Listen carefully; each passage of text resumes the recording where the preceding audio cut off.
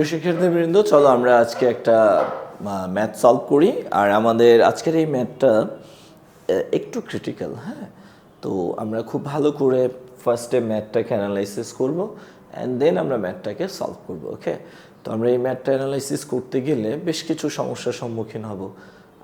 একটু ধৈর্য নিয়ে আমরা অ্যাট ফার্স্ট ম্যাথটাকে অ্যানালাইসিস করি, তাহলে যখন আমরা ম্যাথটা সলভ করব সবাই কিন্তু বুঝতে পারবে। আর যারা অ্যাট ফার্স্ট এই ম্যাথটা দেখতেছো তাদেরকে আমি বলবো আগে বেসিক ক্লাসটা করে নাও। হ্যাঁ, কারণ বেসিকগুলো জানা না থাকলে এই অধ্যায়ের ম্যাথগুলো তোমার মাথায় ঢুকবে না, তুমি হতাশ হয়ে যাবে। ওকে স্যার, তো চলো আমরা স্টার্ট করি তাহলে। ওকে, তো এখানে কি বললো যে নিম্নের আর্থিক বিবরণী সুরাম, আরে সুরাম না সুরমা হবে, আমার মনে হয় বানান ভুল লিখছে, এটা সুরমা হওয়াই স্বাভাবিক। আচ্ছা, সুরমা কোম্পানি লিমিটেডের 13 ও 12 সালের হিসাব বছর হতে সংগৃহীত হয়েছে। তার মানে এটা একটা হলো তুলনামূলক আর্থিক অবস্থার বিবরণী। কেন? কারণ এখানে দুইটা বছর দেয়া আছে, একটা হলো 12 সাল আর একটা হলো 13 সাল। তো দুইটা বছরের তথ্য এখানে দেয়া আছে। সো এটা একটা তুলনামূলক আর্থিক অবস্থার বিবরণী। ফার্স্টে কি দেয়া আছে? হাতে নগদ দেয়া আছে। আমরা জানি হাতে নগদ এটা পরিচালন, বিনিয়োগ বা অর্থায়ন কোথাও যাবে না, এটা সবার শেষে যাবে নগদ প্রবাহ বিবরণী, তাই না? যারা আমরা ম্যাথ এর আগের ম্যাথগুলো করেছি আমরা সবাই জানি। আচ্ছা, এরপরে কি বললো? প্রাপ্য হিসাব। প্রাপ্য হিসাবটা কি স্যার? প্রাপ্য হিসাব হলো চলতি সম্পদ, রাইট? তো আমরা দেখতেছি প্রাপ্য হিসাব গত বছর কত ছিল? 10,000। এই বছর কত? 20,700। তাহলে গত বছরের তুলনায় এই বছর কত টাকা বেড়েছে? 10,700 টাকা বৃদ্ধি পেয়েছে। তাহলে প্রাপ্য হিসাব বৃদ্ধি পেয়েছে কত স্যার? 10,700 টাকা। যেহেতু প্রাপ্য হিসাব 10,700 বৃদ্ধি পেয়েছে, অবশ্যই এটা কোথায় যাবে?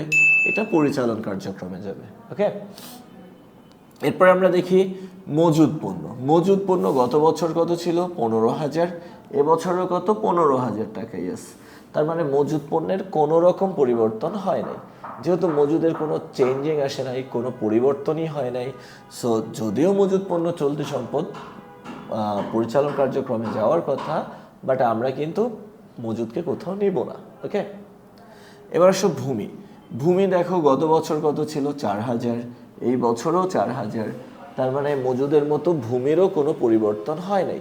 যেহেতু ভূমির উপর কোনো প্রভাবই পড়ে নাই, ভূমির কোনো পরিবর্তনই হয় নাই, সো ভূমিটাকেও আমরা কোথাও নিব না।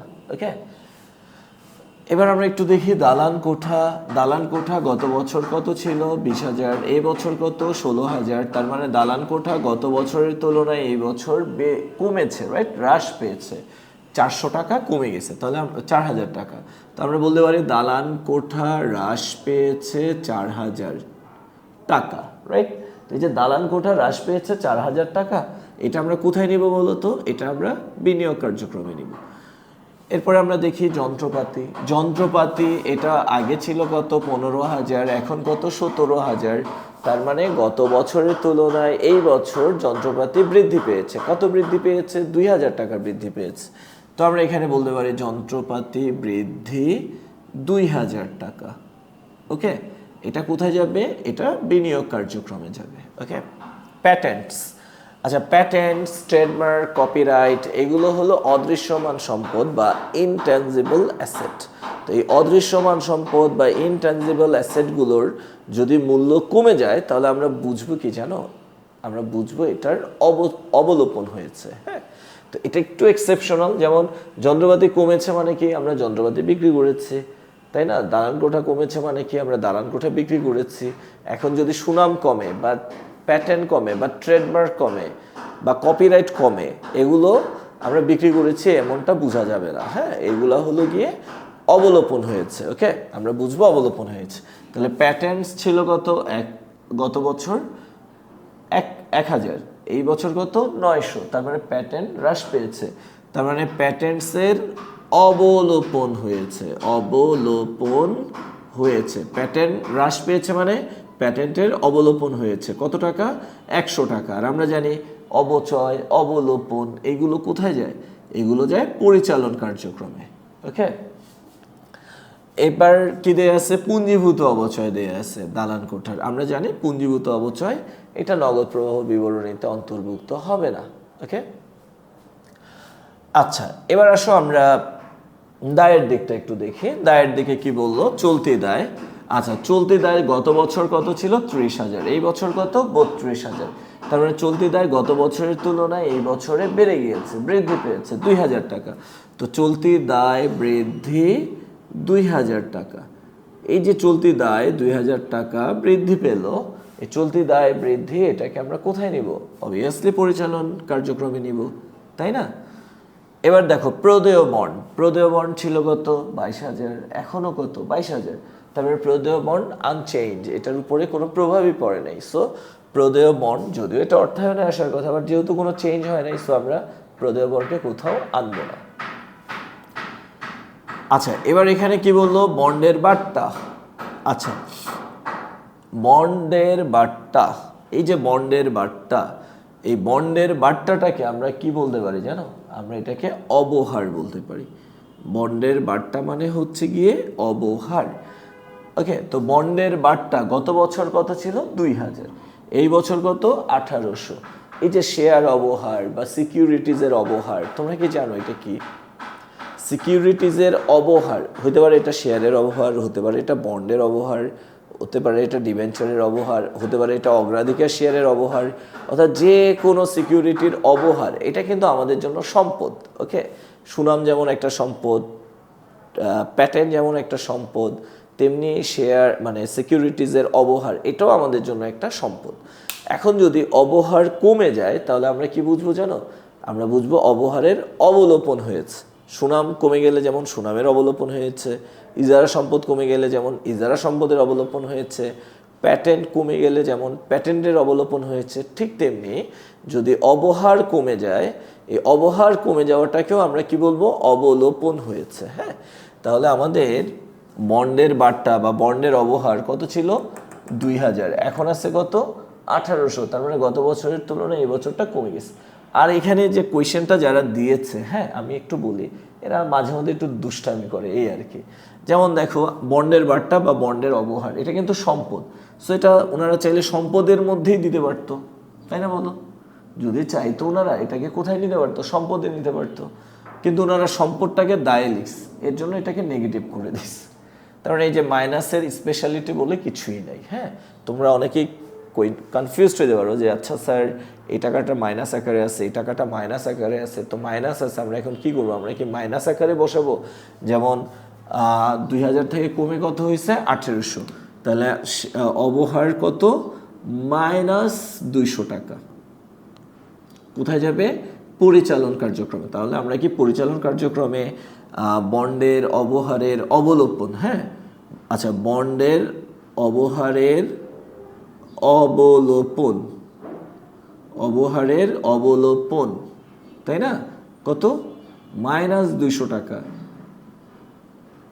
এটা কোথায় যাবে? পরিচালন কার্যক্রমে যাবে। তাহলে বন্ডের অবহার যা ছিল তার অবলোপন হয়েছে কত টাকা? 200 টাকা। এটাকে আমরা কোথায় নিব? পরিচালন কার্যক্রমে নেব। এটা তো আমরা বুঝলাম। এখন আমি যেটা বুঝাইতে চাচ্ছি সেটা হলো, আমরা কি -200 টাকা নিব? উত্তর হলো না, আমরা -200 টাকা নিব না, আমরা জাস্ট 200 টাকাই নিব।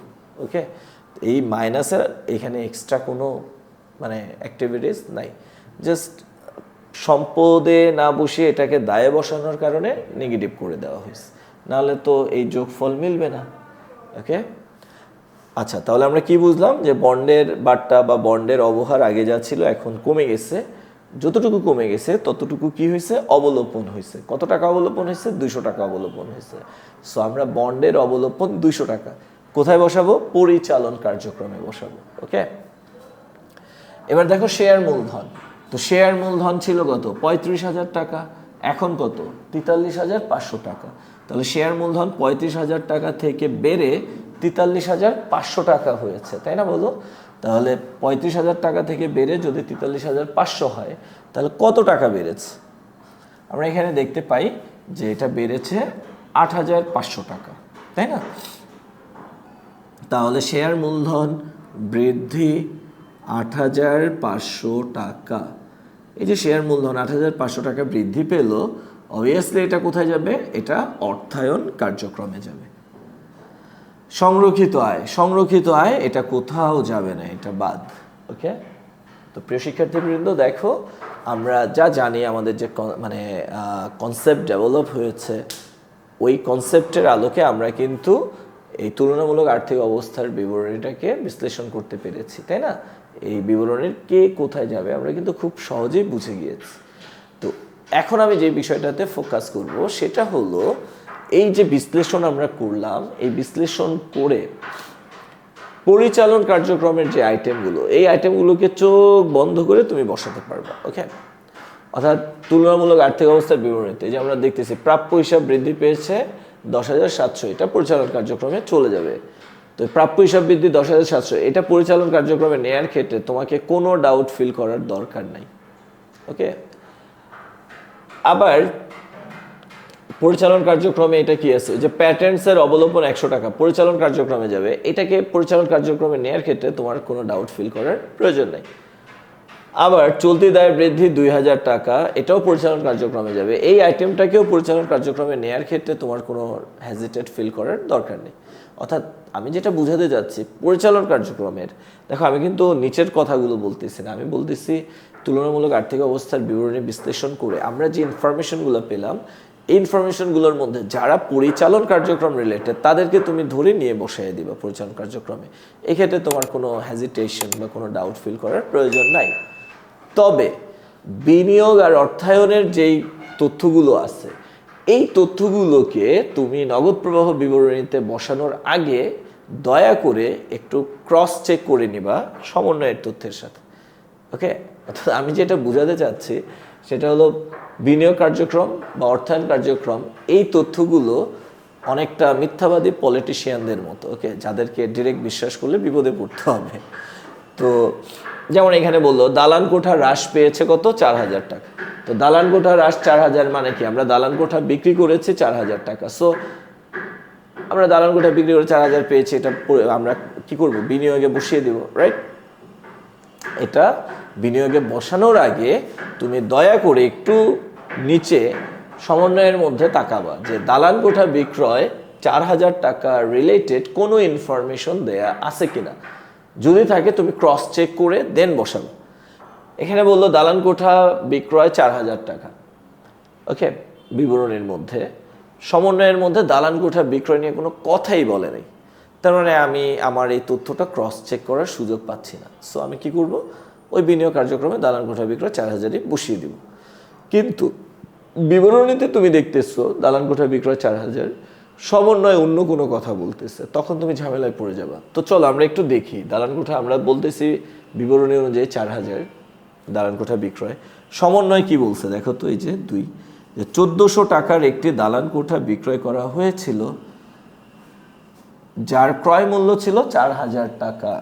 দেখো 1,400 টাকায় একটি দালান কোঠা বিক্রয় করা হয়েছিল যার ক্রয় মূল্য 4,000 টাকা।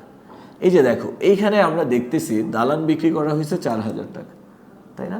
তো দালান বিক্রয় 4,000, কিন্তু সমন্বয় কি বলতেছে যে আমরা দালান বিক্রি করে পেয়েছি কত, 1,400 টাকা। 1,400 টাকা একটি দালান বিক্রি করা হয়েছিল, তার মানে আমরা দালান বিক্রি করে পেয়েছি কত টাকা, 1,400 টাকা। তাহলে এই যে 4,000 টাকা, এই 4,000 টাকা বিনিয়োগ কার্যক্রমে অন্তর্ভুক্ত হবে না। ওকে, আমরা বিনিয়োগে দালান বিক্রয় 4,000 টাকা লিখতে পারবো না। বিনিয়োগে আমাদের দালান বিক্রয় লিখতে হবে কত, 1,400 টাকা। যদিও বিবরণী বলতেছে 4,000, কিন্তু সমন্বয় বলতেছে কত, দালান বিক্রি করে পেয়েছে 1,400। সো আমাদেরকে অবশ্যই বিনিয়োগ কার্যক্রমে দালান বিক্রয় 4,000 লেখা যাবে না, কত লিখতে হবে, 1,400 টাকা লিখতে হবে। ওকে, এবার আস, তো আমরা 1,400 টাকা পেয়েছি দালান বিক্রি করে, ওই দালানটার মূল্য কত ছিল, 4,000। অর্থাৎ এইখানে যে 4,000 টাকা দেখাচ্ছে, এই 4,000 হলো যে দালানটা আমি বিক্রি করেছি তার ক্রয় মূল্য। ওকে, তার ক্রয় মূল্য কত, 4,000, কিন্তু আমি এটাকে বিক্রি করে 4,000 পাইনি, আমি পেয়েছি কত, 1,400। সো বিনিয়োগ কার্যক্রমে দালান বিক্রয় কত টাকা দেখাতে হবে, 1,400 টাকা দেখাতে হবে। ওকে, তো যখনই আমরা একটি স্থায়ী সম্পদ বিক্রি করব, আমাদের মাথায় কিন্তু আরেকটা বিষয় ঘুরবে, সেটা হলো এই সম্পদ বিক্রি করে আমার কি লাভ হয়েছে না ক্ষতি হয়েছে। ওকে, তো দেখো আমরা যে দালানটা বিক্রি করলাম 1,400 টাকায়, ওইটার ক্রয় মূল্য কত ছিল, 4,000। ক্রয় মূল্য ছিল 4,000 এবং বিক্রয়ের দিন অর্থাৎ যেদিন আমরা দালানটা বিক্রি করেছি ওই দিন বই মূল্য ছিল কত, 1,000 টাকা। বই মূল্য কত ছিল স্যার, 1,000 টাকা। হ্যাঁ, বই মূল্য বা পুস্তক মূল্য 1,000 টাকা ছিল। অর্থাৎ আমরা যেদিন দালানটা বানিয়েছিলাম ওই দিন 4,000 দিয়ে বানিয়েছিলাম, দেন এটাকে আমরা বেশ অনেক দিন ব্যবহার করছি, ফলে এটার মূল্য কমে গেছে। কমতে কমতে যেদিন আমি এটাকে বিক্রি করলাম 1,400 টাকা দিয়ে, ওই দিন এই দালানটার বই মূল্য বা পুস্তক মূল্য বা প্রকৃত মূল্য কত ছিল? 1,000 টাকা ছিল। ওকে, তাহলে যেদিন আমরা দালানটা বিক্রি করেছি ওই দিন কিন্তু দালানটার মূল্য 4,000 ছিল না, ছিল কত? 1,000। আমরা জানি ক্রয় মূল্যের উপরে, ধরো এটা আমি কিনেছি 4,000 টাকা দিয়ে, 1 বছর ইউজ করলাম, মূল্য 1,000 কমে গেল, অবচয় হলো 1,000, তার মানে 1,000 কমলো। আরেক বছর ইউজ করলাম, আরও 1,000 কমলো, আরেক বছর ইউজ করলাম, আরও 1,000 কমলো। এভাবে আমি যদি 3 বছর ইউজ করি তাহলে 4,000 টাকার জিনিস 3,000 টাকা অবচয় হয়েছে। তার মানে যেদিন আমি বিক্রি করলাম ওই দিন কি আর এটা 4,000 আছে? নো, এটার মূল্যগত 1,000, প্রকৃত মূল্যগত 1,000, বই মূল্যগত 1,000, পুস্তক মূল্যগত 1,000। তাহলে আমরা যখন কোনো একটা সম্পদ বিক্রি করব, সম্পদ বিক্রি করে লাভ হলো বা ক্ষতি হলো এটা যদি জানতে চাই, বিক্রয় মূল্যের সাথে আমরা ভুলেও ক্রয় মূল্যর তুলনা করব না। আমরা বিক্রয় মূল্যের সাথে কম্পেয়ার করব কাকে?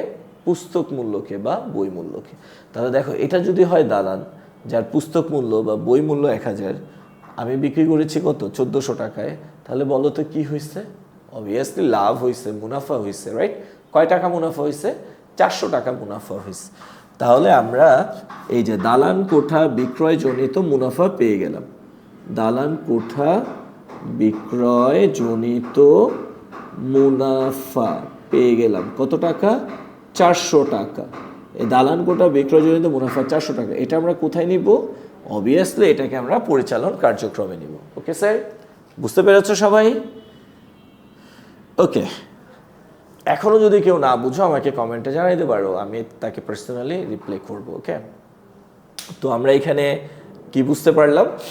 যে বিবরণীতে বলতেছে আমাদের দালান কোঠা হ্রাস পেয়েছে 4,000, অর্থাৎ আমরা দালান কোঠা বিক্রি করেছি 4,000।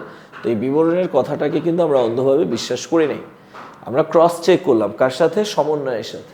সমন্বয়ে এসে দেখলাম যে আমরা অ্যাকচুয়ালি দালান কোঠা বিক্রি করেছি 1,400 টাকায়। সো এই 1,400 টাকা, এইটা আমরা কোথায় নিব বলো তো? এই 1,400 টাকাকে আমরা বিনিয়োগ কার্যক্রমে নিব, তাই না? তাহলে বিনিয়োগ কার্যক্রমে কত যাবে? 1,400 টাকা যাবে। আর দালান কোঠাটার প্রকৃত মূল্য বা পুস্তক মূল্য 1,000, বিক্রি করেছি 1,400 টাকায়, যে 400 টাকা বাড়তি আমরা পেয়েছি সেটা হলো দালান কোঠা বিক্রয়জনিত মুনাফা। এই দালান কোঠা বিক্রয়জনিত মুনাফা 400 টাকা, এটাকে আবার আমরা আলাদা করে কোথায় নিব? পরিচালন কার্যক্রমে নিব। ওকে, এবার আসো, তাহলে এখানে দালান কোঠা হ্রাস 400, এটা আলাদা করে আর কোনো কাজ নাই। হ্যাঁ, এটা আমি মুছে দিলাম। এইখানে আমরা 1,400 টাকাকে বিনিয়োগ কার্যক্রমে নিব আর 400 টাকাকে পরিচালন কার্যক্রমে নিব, দালান কোঠার রিলেটেড। এবার আসো যন্ত্রপাতি। আমরা যন্ত্রপাতির দিকে যদি একটু তাকাই, যন্ত্রপাতি গত বছর কত ছিল? যন্ত্রপাতি গত বছর ছিল 15,000।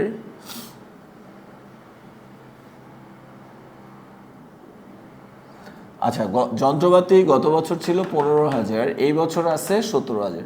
তার মানে যন্ত্রপাতি বৃদ্ধি পেয়েছে, বেড়েছে, তাই না? বৃদ্ধি পেয়েছে। কয় টাকা বৃদ্ধি পেয়েছে? 2,000 টাকা বৃদ্ধি পেয়েছে। তার মানে আমরা নতুন করে যন্ত্রপাতি ক্রয় করেছি 2,000 টাকা, রাইট? যন্ত্রপাতি ক্রয় করা হয়েছে 2,000 টাকা। তো যন্ত্রপাতি ক্রয় 2,000 আমরা অবভিয়াসলি বিনিয়োগ কার্যক্রমে নিয়ে বসাবো। যন্ত্রপাতি ক্রয় 2,000, তাই না? তবে যেহেতু এটা বিনিয়োগ কার্যক্রম, সো আমরা ওই যে অন্ধের মতো এটাকে বিশ্বাস করব না। এই 2,000 টাকাকে আমরা বিনিয়োগে বসানোর আগে ক্রস চেক করে নিব যে যন্ত্রপাতি রিলেটেড আদার্স কোনো ইনফরমেশন সমন্বয়ের মধ্যে দেয়া আছে কিনা।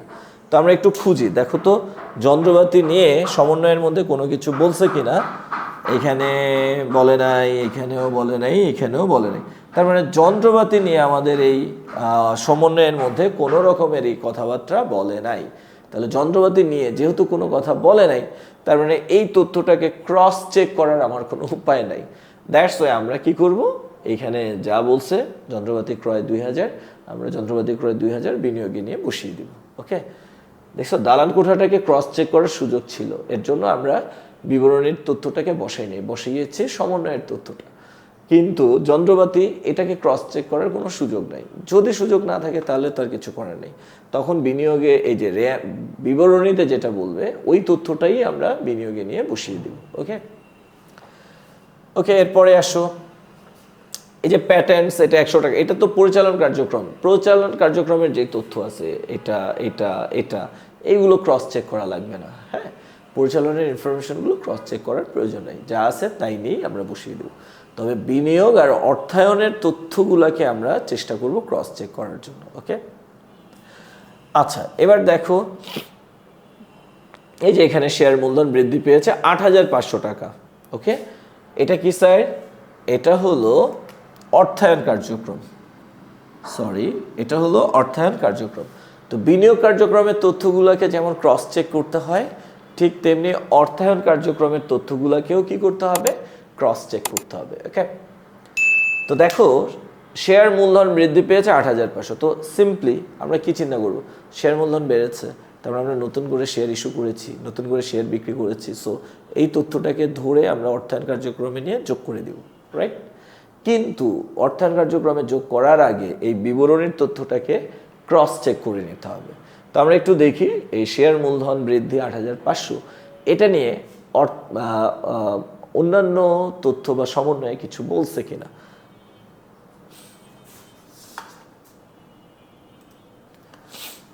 আচ্ছা, তো আমরা দেখতেছি যে সমন্বয়ের মধ্যে কি বলছে। সমন্বয়ের মধ্যে বলা হয়েছে এই যে 4 সংশ্লিষ্ট বছর 5,000 টাকার সাধারণ শেয়ার ইস্যু করা হয়েছিল।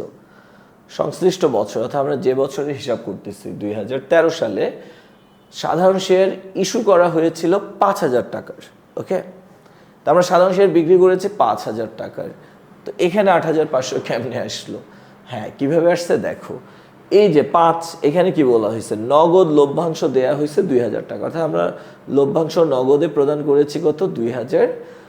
আর 3,500 টাকার আমরা স্টক লভ্যাংশ বা স্টক ডিভিডেন্ড বা শেয়ার লভ্যাংশ প্রদান করেছি। তো শেয়ার লভ্যাংশ প্রদান করার মানে কি? মানে আমরা শেয়ারগুলো ফ্রিতে শেয়ার হোল্ডারদেরকে দিয়েছি, তাদেরকে আমরা লভ্যাংশ কিছুটা টাকায় দিয়েছি আর কিছুটা শেয়ারে দিয়েছি। ব্যবসায় যে মুনাফা হয়েছে এটার দাবিদার কারা? শেয়ার হোল্ডাররা। সো শেয়ার হোল্ডারদেরকে আমি লভ্যাংশ চাইলে নগদেও দিতে পারি, আবার যদি আমরা চাই আমরা বোনাস শেয়ারের মাধ্যমে শেয়ার লভ্যাংশ দিতে পারি। সেক্ষেত্রে কী হবে? টাকা কমবে না, শেয়ারের পরিমাণ বেড়ে যাবে। ওকে, তাহলে এই যে দেখো আমাদের যে শেয়ার মূলধন বাড়লো 8,500 টাকা, আমরা কি 8,500 টাকা পেয়েছি? উত্তর হলো না। আমাদের কাছে এসছে কত? 5,000 টাকা। ওকে, তাহলে আমরা নগদে যে শেয়ারটুকু ইস্যু করেছি 5,000 টাকার, ওই 5,000 টাকা আমাদের কাছে এসছে। আর বাকি 3,500 টাকার শেয়ার আমরা দিয়েছি, আমরা ইস্যু করেছি, বাট ওইটার জন্য আমরা কোনো টাকা পাই নাই, কারণ ওইটা আমরা ফ্রিতে শেয়ার হোল্ডারদেরকে লভ্যাংশ বাবদ প্রদান করেছি। তাহলে যদি কেউ শেয়ার ইস্যু অর্থায়ন কার্যক্রমে শেয়ার ইস্যু 8,500 টাকা যোগ করো, তার অঙ্কটা কিন্তু কাটা যাবে। ওকে, তাহলে যদিও বিবরণী বলতেছে যে শেয়ার মূলধন বৃদ্ধি 8,500, বাট আমরা এই 8,500 টাকা অর্থায়ন কার্যক্রমে অন্তর্ভুক্ত করব না। আমরা অর্থায়ন কার্যক্রমে অন্তর্ভুক্ত করব কত? 5,000 টাকা। এই যে 5,000 টাকা সাধারণ শেয়ার ইস্যু করা হয়েছে, এই টাকাটা কোথায় যাবে? অর্থায়ন কার্যক্রমে যাবে। তাহলে অর্থায়ন কার্যক্রমে শেয়ার ইস্যু বাবদ আমরা কয় টাকা দেখাবো? আমরা 5,000 টাকা দেখাবো। যদি কেউ 8,500 টাকা দেখাও, তার অঙ্কটা কাটা যাবে। কেন যাবে? কারণ আমরা 8,500 টাকার শেয়ার ইস্যু করেছি দুইভাবে, নগদে ইস্যু করেছি 5,000 আর লভ্যাংশ বাবদ ইস্যু করেছি 3,500। এই টাকাটা আমরা পেয়েছি, তাই এটা অর্থায়নে আসবে। এই টাকাটা আমরা পাই নাই, সো এই 3,500 অর্থায়নে আসবে না। ওকে, তাহলে দেখো এখানে কত ভয়ঙ্কর ফাঁদ জাল বিছায় রাখছে আমাদের জন্য, তাই না? আমরা যেন সে ফাঁদে গিয়ে পা দিই, আমরা যেন ভুল করে ফেলি, গোল্লা পাই, তাই তো? বাট আই থিঙ্ক এখন আমরা পাবো না, আমরা অনেক স্মার্ট সচেতন হয়ে গেছি, তাই না? আচ্ছা, এবার আসো তো আমরা আমাদের বিবরণীর তথ্যগুলোকে কিন্তু ক্রস চেক করে ফেললাম। হ্যাঁ, তো ক্রস চেক করার পর এবার আমরা সমন্বয়ের অন্যান্য যে ইনফরমেশন আছে এগুলোর দিকে একটু ফোকাস করি। হ্যাঁ, এখানে কি বলছে? 2013 সালে নেট আয় হয়েছিল 10,000 টাকা। তো 2013 সালের নেট আয় 10,000 টাকা, এটা কোথায় যাবে স্যার? অবভিয়াসলি এটা পরিচালন কার্যক্রমে যাবে, তাই না? নেট আয়টা কোথায় যায়? পরিচালন কার্যক্রমে যায়। আচ্ছা, তো তো 2 নম্বর সমন্বয়ের তথ্য আমরা তো জানলাম, 1400 টাকা বিনিয়োগ কার্যক্রমে যাবে, আর হলো 400 টাকা পরিচালন কার্যক্রমে যাবে, আর এই 4000 এই 1000-এর কোনো কাজ নাই। 3, সংশ্লিষ্ট বছর অবচয় ধরা হয়েছে 800 টাকা। এই যে অবচয় 800 টাকা, এটা কোথায় যাবে? এটা পরিচালন কার্যক্রমে যাবে। ওকে, অবচয় 800 টাকা যাবে কোথায়? পরিচালন কার্যক্রমে। সংশ্লিষ্ট বছর 5000 টাকার সাধারণ শেয়ার ইস্যু করা হয়েছে, ওটা তো অন্যান্য অর্থায়ন কার্যক্রমেই যাবে। আচ্ছা, নগদ লভ্যাংশ প্রদান 2000 টাকা। এই যে নগদে যে লভ্যাংশটা আমরা দিয়েছি, এই নগদ লভ্যাংশটা কোথায় যাবে? অর্থায়ন কার্যক্রমে যাবে। কিন্তু শেয়ার লভ্যাংশ বা স্টক ডিভিডেন্ড যেটা দেয়া হয়েছে 3500 টাকা, এটা কোথাও যাবে না, এই টাকাটার কোনো কাজ নাই। ওকে, তাহলে আমাদের প্রশ্নটার অ্যানালাইসিস কমপ্লিট। ওকে, তো আমি তোমাদের সুবিধার্থে আরেকবার রিভিউ করি যে আমরা কি অ্যানালাইসিস করে পেলাম। দেখো, আমরা যখন পরিচালন কার্যক্রম থেকে নগদ প্রবাহ নির্ণয় করব, তখন আমরা কাকে কাকে আনবো বলো তো? এই যে প্রাপ্য হিসাব বৃদ্ধি 10,700 টাকা, এটাকে আনবো। অ্যান্ড দেন আমরা কি করব বলো তো? এই যে প্যাটেন্টসের অবলোপন 100 টাকা, এটাকে আনবো। অ্যান্ড দেন আমরা চলতি দায় বেড়ে গেছে 2000 টাকা, এটাকে আনবো। হ্যাঁ, অ্যান্ড দেন আমরা নেট আয় হয়েছে 10,000, এটাকেও আনবো পরিচালন কার্যক্রমে। অ্যান্ড দেন এই যে দালান কোঠা বিক্রয়জনিত যে মুনাফা হয়েছে 400 টাকা, এটাকেও আমরা পরিচালন কার্যক্রমে আনবো। তারপরে অবহারের অবলোপন 200 টাকা, এটাকেও আমরা পরিচালন কার্যক্রমে আনবো, তাই না? এই তাহলে আর কি আছে? যে অবচয় আছে, এই অবচয়টাকেও আমরা পরিচালন কার্যক্রমে আনবো। তাহলে আমরা দেখতে পেলাম পরিচালন কার্যক্রমে কয়টা আইটেম আসতেছে? 1, 2, 3, 4, 5, 6, 7, টোটাল 8টা হয়, তাই না? তো বেশ ভালো, অনেকগুলো আইটেমই পরিচালন কার্যক্রমে চলে আসবে। অ্যান্ড দেন আমরা যখন বিনিয়োগ কার্যক্রম করব, বিনিয়োগ কার্যক্রমে আমরা কি কি আনতেছি? এই দেখো, বিনিয়োগ কার্যক্রমে আমরা যন্ত্রপাতি ক্রয় 2000 টাকা আনতেছি। এরপরে আমরা দালান কোঠা বিক্রয় 1400 টাকা, এটাকে আনতেছি, তাই না? আমরা এই দুইটা আইটেমই আনবো বিনিয়োগ কার্যক্রমে, দুইটা আইটেমই আসবে, তাই না? যন্ত্রপাতি ক্রয় আর দালান কোঠা বিক্রয়। যন্ত্রপাতি ক্রয় 2000, দালান কোঠা বিক্রয় 1400। অ্যান্ড দেন আমরা যখন অর্থায়ন কার্যক্রম করব, অর্থায়ন কার্যক্রমে আমরা কাকে কাকে আনবো? অর্থায়ন কার্যক্রমে আমরা দেখতে পাচ্ছি কে কে আসবে। আর্থিক অবস্থার বিবরণী থেকে আমরা কাউকে আনতেছি না, সমন্বয় থেকে আমরা আনতেছি কাকে? এই যে সাধারণ শেয়ার ইস্যু বা নগদে সাধারণ শেয়ার ইস্যু 5000 টাকা, এটা আমরা আনতেছি। আর কি আনতেছি? নগদ লভ্যাংশ প্রদান 2000 টাকা আমরা আনতেছি। ওকে, এই ইনফরমেশনগুলোই আমরা আনবো আমাদের নগদ প্রবাহ বিবরণীতে। ওকে, আর সবার শেষে আমরা যে নেট নগদ প্রবাহ পাবো, ওই নেট নগদ প্রবাহের সাথে গত বছরের নগদ যেটা 40,000 যোগ করে দিব। যোগ করলে আমরা যে যোগফলটা পাবো, সেই যোগফলটা অবভিয়াসলি কয় টাকা হবে? 44,400 টাকা হবে। এবং এটাই হলো সমাপনী নগদ, অর্থাৎ চলতি বছরের নগদটাই সমাপনী নগদ জেরের সাথে মিলে যেতে হবে, তাহলে বুঝবো যে আমাদের ম্যাথটা হয়েছে। ওকে, তো চলো আমরা এখন ক করে ফেলি। ওকে,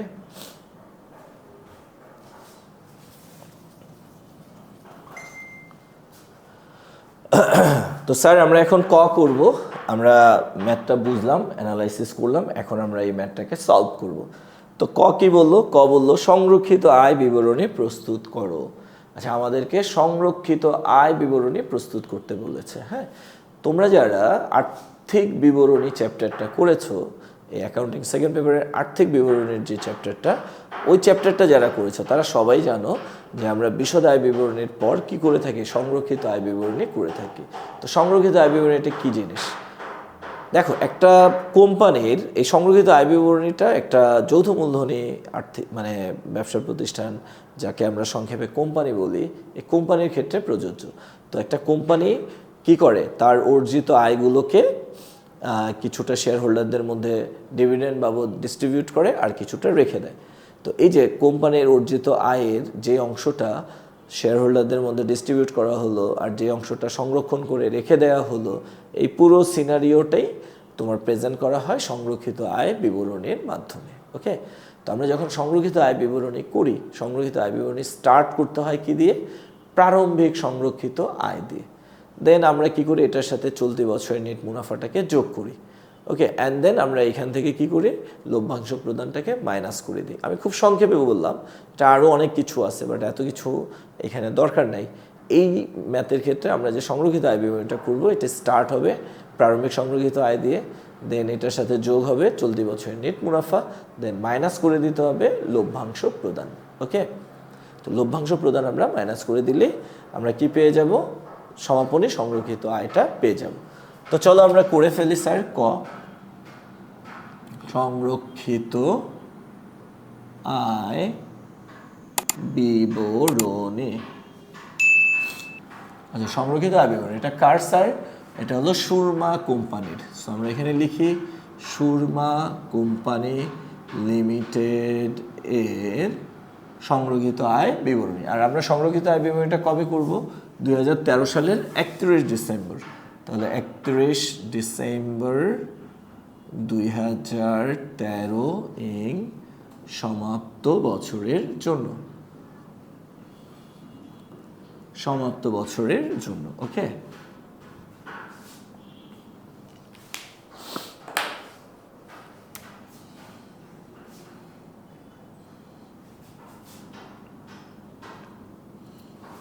বিবরণ টাকা টাকা। তো আমরা স্টার্ট করব কি দিয়ে? আমরা স্টার্ট করব প্রারম্ভিক সংরক্ষিত মুনাফা দিয়ে বা প্রারম্ভিক সংরক্ষিত আয় দিয়ে। আচ্ছা, গত বছরের যে সংরক্ষিত আয় 15,000, এটাই হলো প্রারম্ভিক সংরক্ষিত আয়। তো আমরা এখানে লিখলাম 15,000 টাকা। আচ্ছা, এটার সাথে আমরা প্লাস করব কি স্যার? চলতি বছরের নেট মুনাফা, চলতি বছরের নেট মুনাফা। এই চলতি বছরের নেট মুনাফাটা আমরা যোগ করব। তো চলতি বছরের নেট মুনাফা বা নেট আয় কয় টাকা? চলতি বছরের নেট মুনাফা বা নেট আয় হলো 10,000 টাকা। আচ্ছা, আমরা যদি যোগ করি তাহলে যোগফলটা কত পাচ্ছি? 25,000। এইখান থেকে আমরা মাইনাস করে দিব। কি মাইনাস করে দিব? আমরা মাইনাস করে দিব প্রদত্ত লভ্যাংশ। ওকে, প্রদত্ত লভ্যাংশ। আচ্ছা, প্রদত্ত লভ্যাংশ এবং ঘোষণাকৃত লভ্যাংশ দুটোই, এবং এটা হোক নগদ, হোক স্টক ডিভিডেন্ড, হোক ক্যাশ ডিভিডেন্ড, অর্থাৎ নগদ লভ্যাংশ, শেয়ার লভ্যাংশ, যত রকম লভ্যাংশ আমরা শেয়ার হোল্ডারদেরকে প্রোভাইড করব, পুরোটাই এখান থেকে মাইনাস হবে। ওকে, দেখো তো আমরা কয় রকমের লভ্যাংশ দিয়েছি? 2 রকমের। নগদে দিয়েছি 2,000 আর স্টকের মাধ্যমে দিয়েছি কত? 3,500। তাহলে টোটাল 5,500।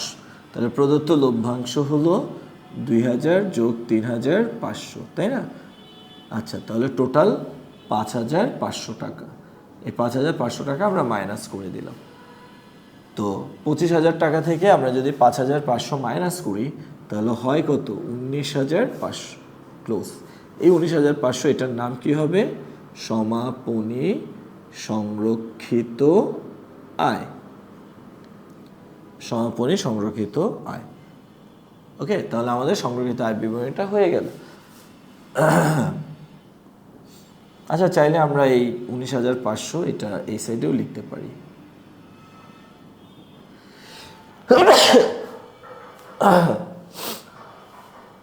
ওকে, তো প্রিয় শিক্ষার্থীবৃন্দ, দেখো এই যে আমাদের যে আর্থিক অবস্থার বিবরণী, আর্থিক অবস্থার বিবরণীতে চলতি বছরের বা 2013 সালের সংরক্ষিত আয় কত দেয়া আছে? 19,500। আর আমরা যে সংরক্ষিত আয় বিবরণী করলাম, এই সংরক্ষিত আয় বিবরণী অনুযায়ী সমাপনী সংরক্ষিত আয় বা চলতি বছর সংরক্ষিত আয় আমরা কত পেয়েছি? 19,500। দেখছো, রেজাল্টটা কিন্তু মিলে গেছে। তো নগদ প্রবাহ বিবরণী এমন, মানে তুমি যাই করো প্রত্যেকটা দেখবা যে মিলে যাচ্ছে। হ্যাঁ, তুমি অবচয় পরিমাণ বের করলে দেখবে এখানকার সাথে মিলে যাচ্ছে। তুমি মুনাফা নির্ণয় করো, দেখো এটার সাথে মিলে যাচ্ছে। তুমি যাই করবা সব কিছুই মিলে যাবে বিষয়গুলো, এরকমই। হ্যাঁ, তো আমরা বুঝতে পারলাম। তো কত আমরা শেষ করলাম, সবাই বুঝেছ? ওকে, আমরা এখন করি। হলো পরিচালন কার্যক্রম হতে নেট নগদ প্রবাহ নির্ণয়। দেখো এখানে কিন্তু পুরো নগদ প্রবাহ বিবরণী আমরা করব নাকি আংশিক? আংশিক। তাহলে আমরা এখানে হেডলাইনে এটাই লিখি, পরিচালন। আমাকে একটু হেল্প করো স্যার প্লিজ। পরিচালন কার্যক্রম হতে নেট নগদ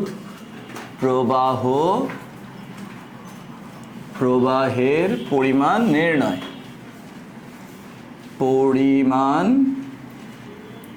নির্ণয়, নিট নগদ প্রবাহের পরিমাণ নির্ণয়। ওকে স্যার,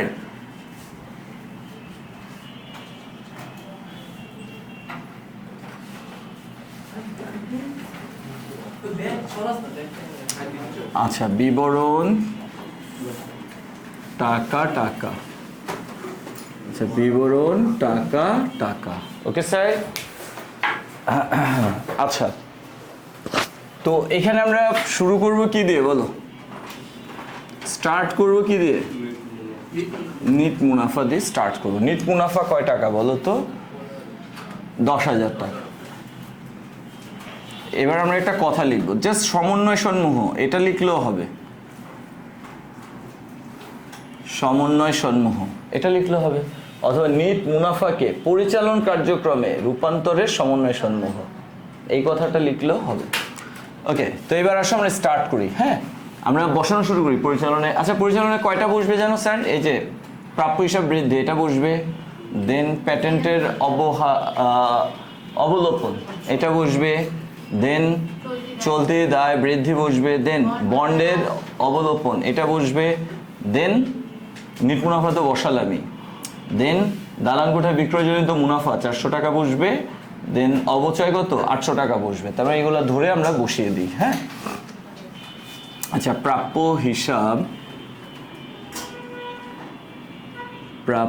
হিসাব বৃদ্ধি পেয়েছে, তাই না বলো?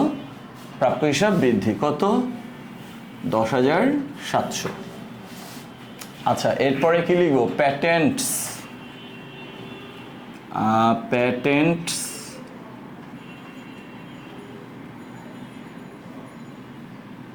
আচ্ছা প্যাটেন্টসের অবলোপন কত টাকা বসবে? প্যাটেন্টসের অবলোপন 100 টাকা। তারপরে কি? চলতি দায় বৃদ্ধি। ওকে, চলতি দায় বৃদ্ধি কত? 2,000 টাকা। তারপরে কি বসবে? বন্ডের অবলোপন। আচ্ছা বন্ডের অবলোপন কত? 200 টাকা। ওকে, আর কি বসবে? দালান কোঠা বিক্রয়জনিত মুনাফা।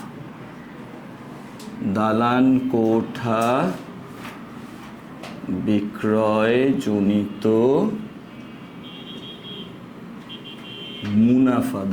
বিক্রয়জনিত মুনাফা কত স্যার?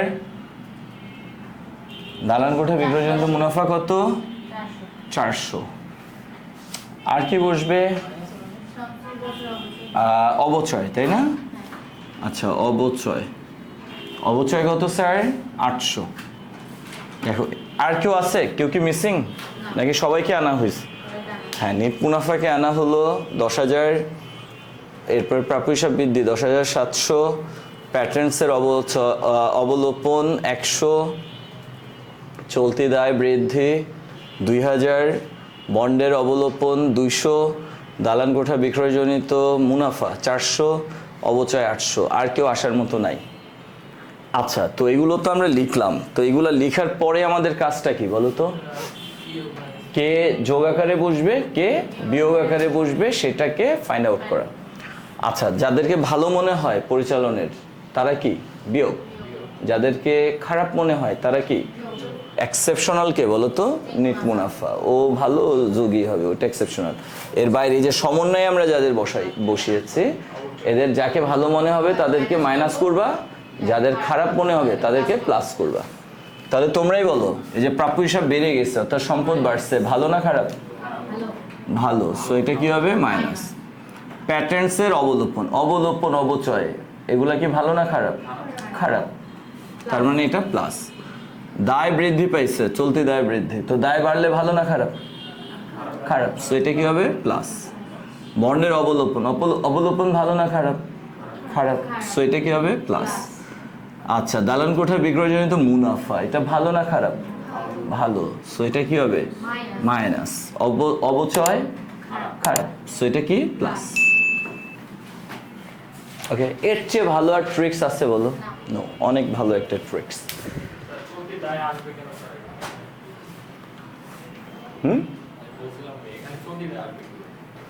চলতে দেয় তো পরোক্ষ পদ্ধতিতে যখন তুমি পরিচালন ব্যয় করো, আমরা এখানে এটা কোন পদ্ধতিতে করতেছি?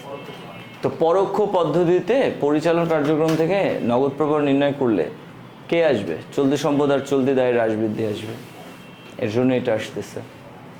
বুঝতে পারছো? যদি প্রত্যক্ষ পদ্ধতিতে করো তাহলে কিন্তু আবার আমরা অন্যভাবে করব। ওকে, ওটা আলাদা নিয়ম।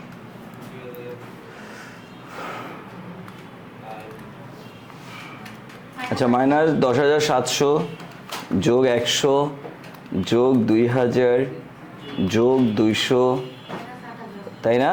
-400 প্লাস 800 ইকুয়াল কত হয়? -8,000। আচ্ছা, তাহলে এটার নেগেটিভ আকারে আসবে, 8,000 টাকা আসবে মাইনাস আকারে। ওকে, তো 10,000 থেকে 8,000 মাইনাস করো, কত হয়? এটাই ক্লোজ। এই 2,000 টাকার নাম কি হবে বলো তো? পরিচালন কার্যক্রম হতে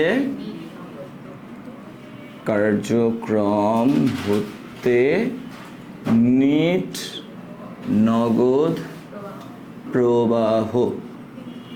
কত স্যার? 2,000। আবার এই যে এখানে উনি গতে কি বলছে? নিট নগদ প্রবাহ 2,000 ধরে নগদ প্রবাহ বিবরণী নির্ণয় করো। তার মানে এইখানকার রেজাল্টটাই ওখানে দিয়ে দিচ্ছে। ওকে, যদি না দিত তাহলে কি হইতো জানো? এই নগদের সাথে আমরা যে নগদ প্রবাহ বিবরণী করব তার ব্যালেন্সটা মিলতো না। ওকে, আচ্ছা, তো তোমরা কি এটা বুঝতে পেরেছো? কোনো সমস্যা নাকি অনেক ইজি? অনেক ইজি। ওকে, আচ্ছা, তুলতেছো এটা? তোরা শেষ? আচ্ছা, চলো তাহলে এখন আমরা কি করব বলো তো? এখন আমরা নগদ প্রবাহ বিবরণী প্রস্তুত করব। ওকে, গ করব এখন। আচ্ছা, গ কি নাম এটা sir? Suram company limited. Suram কি নাম দিল এটা? সুরাম কোম্পানি লিমিটেড এর নগদ প্রবাহ বিবরণী। নগদ প্রবাহ বিবরণী। আচ্ছা, 31 ডিসেম্বর 2000 কত এটা? 2013 ইং সালের সমাপ্ত বছরের জন্য। সমাপ্ত বছরের জন্য। ওকে স্যার,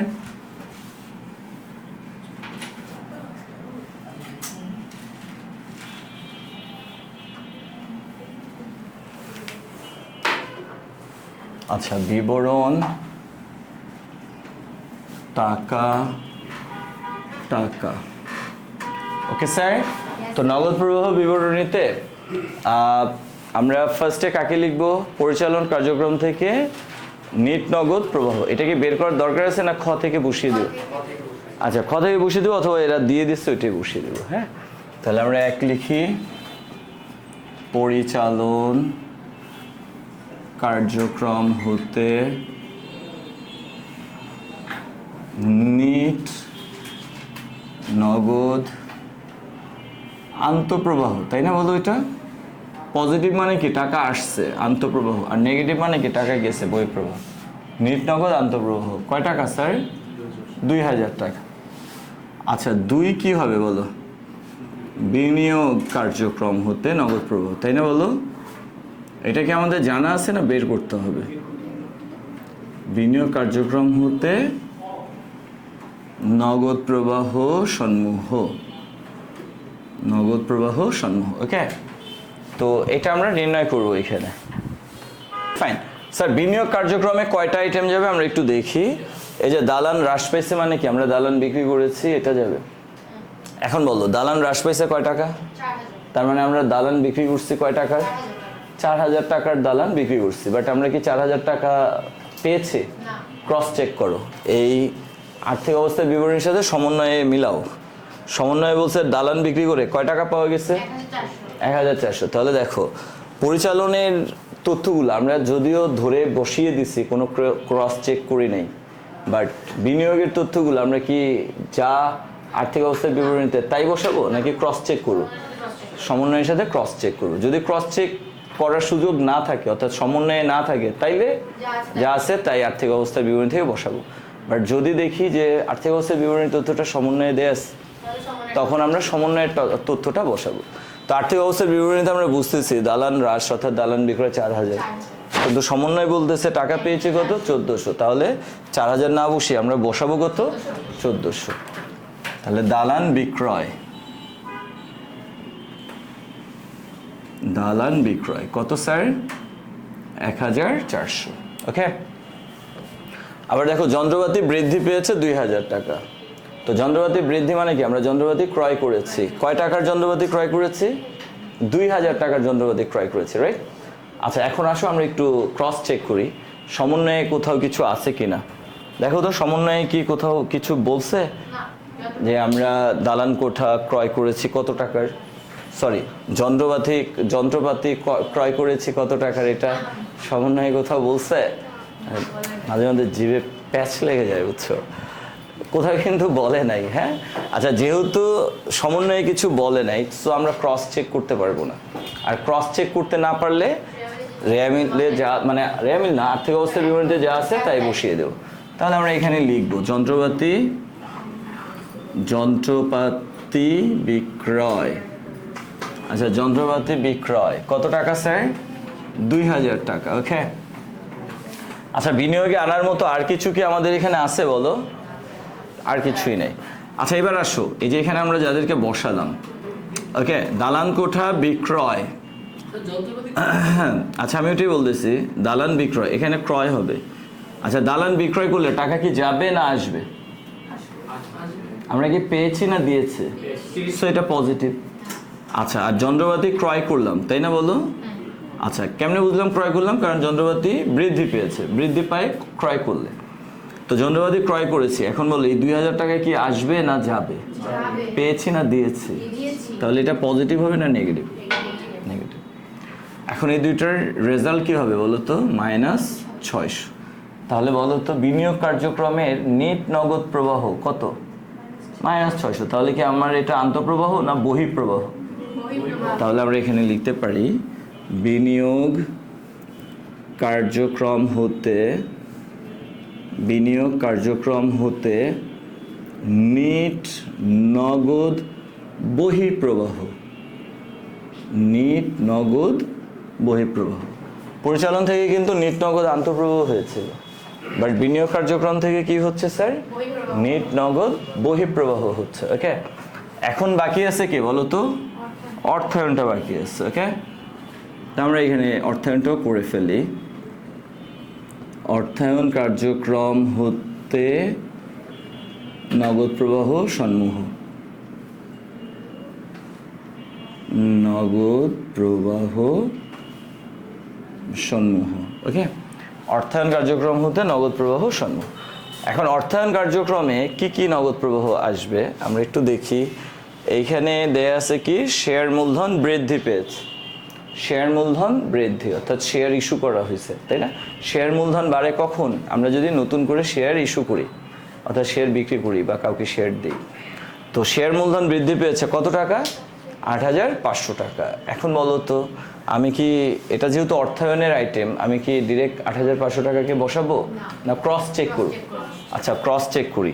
শেয়ার মূলধন 8500 বৃদ্ধি পেয়েছে। এই 8500 বৃদ্ধি পেয়েছে কয়টা কারণে বলো তো? 2টা কারণে। কয়টা কারণে? 2টা। আমরা নগদে শেয়ার ইস্যু করেছি বা বিক্রি করেছি কত? 5000, অর্থাৎ এই 5000 টাকা আমরা পেয়েছি। আর আমরা শেয়ার লভ্যাংশ দিয়েছি কত? 3500। এই 3500 টাকা কি আমরা পেয়েছি? না, আমরা ফ্রিতেই কি করেছি? শেয়ারগুলো ইস্যু করেছি, লভ্যাংশ বাবদ প্রদান করেছি। সো এই টাকাটা কিন্তু আমরা পাই নাই। তো শেয়ার যদিও 8500 টাকা বাড়ছে শেয়ার মূলধন, বাট আমরা তো 8500 পাই নাই, আমরা পেয়েছি কত? 5000। তাহলে আমরা লিখবো কত? 5000। তাহলে আমরা এখানে লিখবো শেয়ার ইস্যু। শেয়ার ইস্যু কত স্যার? 5000। আমি কি বুঝাতে পেরেছি স্যার? তুমি বুঝেছো? আমার মনে হয়েছে ফ্ল্যাশ ব্যাকে চলে গেছো, মনের মধ্যে লা লা লা লা লা মিউজিক বাজতেছে নাকি? হ্যাঁ, তো দেখো এখানে আচ্ছা বুঝছি আমরা এই পড়ার সময় যাদের মনের মধ্যে লালা লালা লা পুরানো স্মৃতি বেশি উঠে এদের ফিউচার খুবই খারাপ। আচ্ছা ওকে, আচ্ছা এই কারণ নাম নেওয়ার দরকার নেই, এই প্লিজ প্লিজ দেখো এরপরে আসো। তাহলে স্যার শেয়ার ইস্যু করে মানে শেয়ারের কারণে আমাদের 8,500 টাকা বেড়েছে, অর্থাৎ আমরা 8,500 টাকার শেয়ার ইস্যু করেছি, বাট আমরা কিন্তু 8,500 পাই নাই, আমরা পেয়েছি 5,000। এই কারণে নগদ প্রবাহ বিবরণীতে আমরা কত বসাবো? 5,000 বসাবো, ওই বাকি 3,500 আমরা বসাবো না। ওকে, এবার আসো অর্থায়নে আর কে যাবে? এখানে তো আর কেউ নাই। সমন্বয়ের মধ্যে দেখি নগদ লভ্যাংশ কত? 2,000। তা আমরা এখানে লিখি নগদ লভ্যাংশ কত স্যার? 2,000। আর কেউ আসবে? আসার মতো আর কেউ আছে? নো। আচ্ছা স্যার এবার তোমরাই বলো, অর্থায়নে কয়টা আইটেম বসলো? 2টা। তো আমরা যদি শেয়ার ইস্যু করি অর্থাৎ শেয়ার বিক্রি করি তাহলে টাকা কি যাবে না আসবে? আমরা শেয়ার ইস্যু বা শেয়ার বিক্রি করলে আমাদের কাছে টাকা আসে, তার মানে এটা কি পজিটিভ প্লাস। আচ্ছা আমরা যদি নগদ লভ্যাংশ দিই শেয়ার হোল্ডারদেরকে, টাকা কি আসবে না যাবে? তাহলে এটা কি প্লাস না মাইনাস? এটা মাইনাস। ওকে, তাহলে এই দুইটার রেজাল্ট কি হবে বলো তো? 3,000। এই 3,000 কি পজিটিভ না নেগেটিভ? পজিটিভ। তার মানে এটা কি আন্তঃপ্রবাহ না বহিঃপ্রবাহ? আন্তঃপ্রবাহ। কোন ধরনের আন্তঃপ্রবাহ? অর্থায়ন কার্যক্রম হতে নিট নগদ আন্তঃপ্রবাহ, রাইট? তাহলে আমরা এখানে লিখে দিই অর্থায়ন কার্যক্রম হতে নিট নগদ আন্তঃপ্রবাহ। অর্থায়ন কার্যক্রম হতে নিট নগদ আন্তঃপ্রবাহ কত স্যার? 3,000। স্যার এবার একটু সবাই তাকাও, দেখো আমরা তো নগদ প্রবাহ বিবরণী করলাম তাই না? এখানে আমরা কয়টা অ্যামাউন্ট পেয়েছি? 3টা। এই যে 2,000 পেয়েছি এটা কোত্থেকে পেয়েছি? পরিচালন কার্যক্রম থেকে। বলো তো পরিচালন কার্যক্রমের মাধ্যমে আমাদের পকেট থেকে টাকা চলে গেছে না উল্টা আসছে? পরিচালন কার্যক্রমের কারণে আমাদের পকেটে টাকা এসছে কত? 2,000। সো এটা নিট নগদ আন্তঃপ্রবাহ, তাই না? কোন কার্যক্রম থেকে? পরিচালন কার্যক্রম। আর বিনিয়োগ কার্যক্রমের জন্য টাকা কি আসছে না উল্টা গেছে? সো এটা নিট নগদ বহিঃপ্রবাহ। কোন কার্যক্রম থেকে? বিনিয়োগ কার্যক্রম থেকে, রাইট? আচ্ছা এখানে 3,000 টাকা এটা কি আসছে না গেছে? যেহেতু পজিটিভ আসছে তার মানে এটা নিট নগদ আন্তঃপ্রবাহ। কোন কার্যক্রম থেকে? অর্থায়ন। তো আমাদের কার্যক্রম কয় প্রকার? বিনিয়োগ পরিচালন, বিনিয়োগ, অর্থায়ন। তো পরিচালন থেকে টাকা এসছে, বিনিয়োগের কারণে টাকা গেছে, অর্থায়নের কারণে টাকা আসছে। ওকে, গেলে ভালো না আসলে ভালো? তাই খুশি? আচ্ছা আমি জানি না কোনটা ভালো। আচ্ছা ওকে, তো 2,000 আর 3,000 যোগ করলে কত হয়? 5,000। এখান থেকে 600 মাইনাস করলে 4,400 হয়, রাইট? এই যে 4,400 এটা কি আসছে না গেছে? যেহেতু এটা পজিটিভ এটা আসছে, সো এটাকে আমরা বলবো কি? নিট নগদ বৃদ্ধি। কি বলবো? অর্থাৎ এই বছরে অর্থাৎ 2013 সালে পরিচালন, বিনিয়োগ, অর্থায়ন এই 3টা কার্যক্রমের দ্বারা আমাদের পকেটে নতুন করে টাকার ইনফ্লো হয়েছে, আমাদের পকেটে নতুন করে টাকা আসছে কত? 4,400 টাকা। সো এটার নাম হলো নিট নগদ বৃদ্ধি। এবার নিট নগদ বৃদ্ধির সাথে আমরা প্লাস করব কি স্যার? প্রারম্ভিক নগদ তহবিল। ওকে, এই যে হাতে নগদ গত বছরের কত ছিল? 40,000। এই 40,000 আমরা যোগ করে দিব। ওকে, তাহলে যোগফল কত হয়? 44,400 ক্লোজ, রাইট? এই 44,400 নাম কি? সমাপনী হাতে নগদ। তা সমাপনী হাতে নগদ কত? 44,400। আর আমরা সবাই জানি সমাপনী হাতে নগদ মাস্ট বি চলতি বছরের হাতে নগদের কি হইতে হবে? সমান হইতে হবে।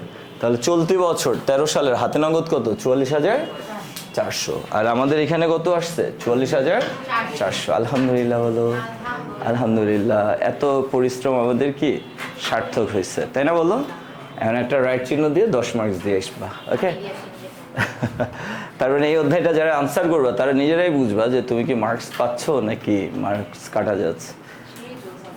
সেই না মজার। আসলে প্রতিটা অধ্যায়ই মজার, বুঝছো? এখন তোমার যদি বেসিকটা স্ট্রং হয় তাহলে তুমি যে কোনো অধ্যায়ই কমপ্লিট করতে পারবে। ওকে, এই অধ্যায়টাকে জন্মের মতো ভয় পায় অনেকে, মানে কি না কি, কোত্থেকে না কি আসছে। আচ্ছা যাক, আমরা নেক্সট ডেতে আমি নেক্সট ক্লাসে একটা ম্যাথ করাবো, ওটা আরেকটু ক্রিটিক্যাল হবে, দেন এই অধ্যায়টা শেষ।